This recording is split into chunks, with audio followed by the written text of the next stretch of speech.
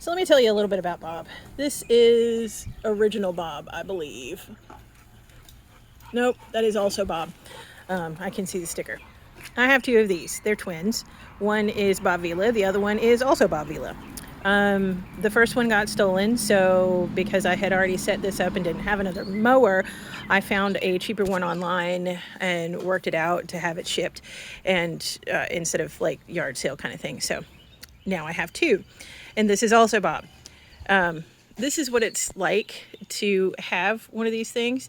You have to go through a lot of setup, and there's some trial and error, and you have to boundary off everything. And if you have a dog like this guy that likes to chew anything that attracts his attention, you have to bury or put outside of any boundaries he has the wires that control whether Bob or also Bob are going to work or not.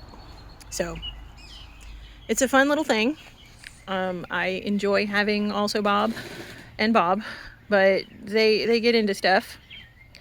Like right now, also Bob has decided that he needs to get into that really rooty area that I can't seem to figure out a good way to keep them out of, because every time I put dirt over there, this guy decides he wants to kick it up and dig it up and just generally not be helpful.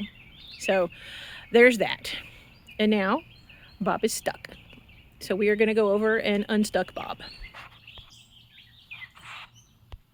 Sometimes Huck will come over here and bark at Bob and nudge him enough to get him going. Don't know where he learned that, but I think it's awesome. So this is what Bob is currently doing. He thinks he's going forward. He's not going forward. This is what Bob was stuck on. This thing right here. That's what he was stuck on. So I'm going to have to hatchet that off later. But, I mean, look at my ground over here. It's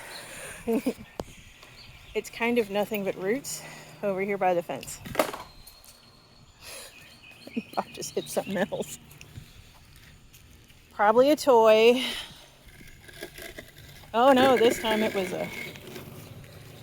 a dog bone. Yep, he hit that.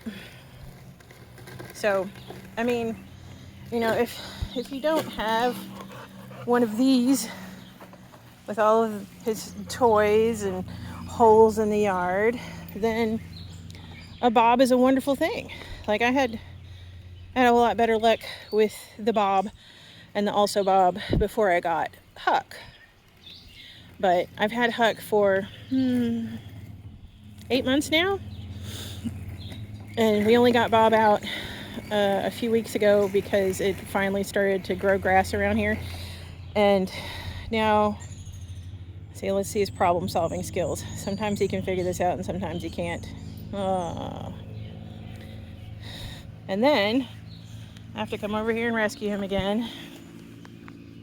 And then to get him going, we have to unstick him from wherever he's stuck. And I like to turn him around so he's not as much of a dumbass.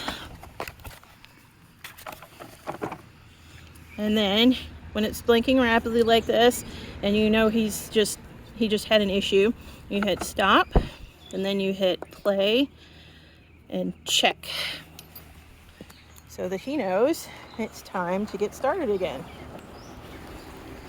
And then I have to fill up the hole again. I already did this once. But somebody likes to dig holes. Anyway, that is life with a robot mower. It is pretty cool, but you got to do the work to set it up and maintain it. But if you don't have rooty structures or one of these, then you'll be fine.